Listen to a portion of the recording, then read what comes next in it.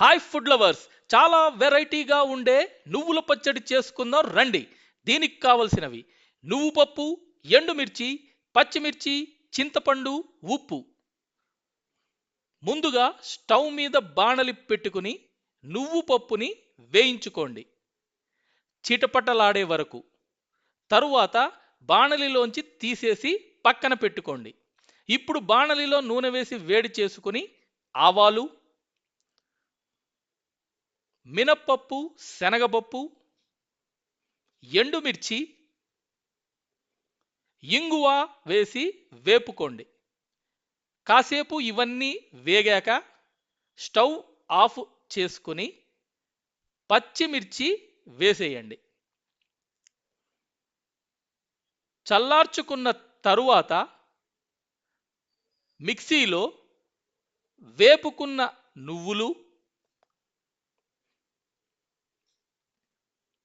ఎండుమిర్చి, పచ్చిమిర్చి, చింతపండు, చిన్న బెల్లం ముక్క వేసుకోండి. మంచి టేస్ట్ వస్తుంది. ఇష్టం లేకపోతే వద్దు. పచ్చి కొబ్బరి కూడా అంతే, ఇష్టం ఉంటేనే వేసుకోండి. తగినంత ఉప్పు వేసి మిక్సీలో గ్రైండ్ చేసుకోండి. పోపుని పచ్చడి పైన వేయండి. అంతే, వెరైటీగా చాలా అడిక్టివ్గా ఉండే నువ్వుల పచ్చడి రెడీ. కొన్ని పచ్చళ్ళు రైస్లో తింటే ఉంటాయి టేస్టీ, అందులో నువ్వుల పచ్చడి మాత్రం వెరైటీ.